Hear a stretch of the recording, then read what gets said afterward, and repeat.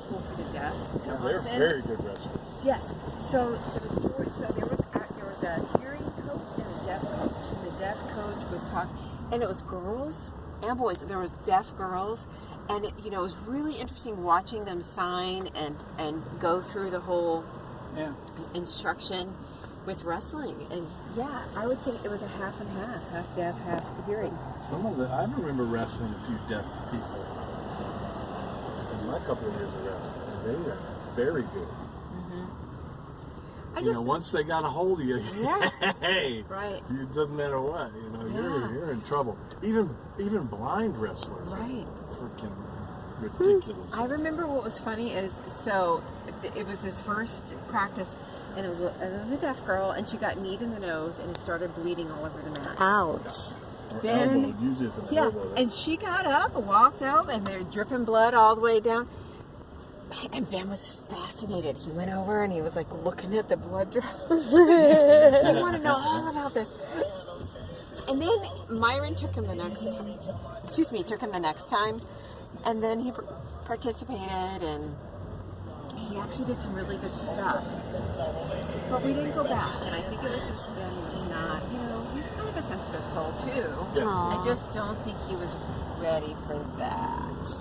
It was hardcore. So that's when we got him into jiu-jitsu, which has kind of a wrestling component. It's about getting down to the ground, but there's rules. You get on the ground in jiu-jitsu. Grappling, yeah.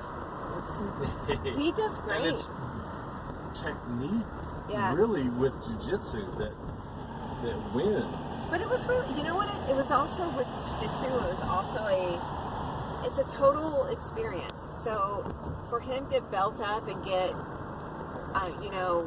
straps on his belt, he had to do his reading. He had to show that he had done chores during the week. Oh, wow. That he had been respectful to his parents and his Oh, teachers. wow. So he had to sign off on all this behavioral stuff and chores and school.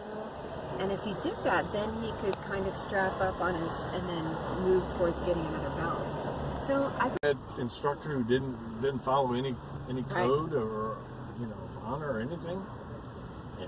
I remember the first time we took Ben to jiu-jitsu, and it was a one-on-one. The guy had to evaluate him. He just sat there cross-legged, and Ben sat across from him, and he goes, "Ben, how do we listen?" And Ben's like, "I don't know." He goes, we listen with our eyes, we listen with our ears. He goes, "If you're doing this and flicking around with your toes and messing with stuff, do you think you're listening well?" And it's like, "No."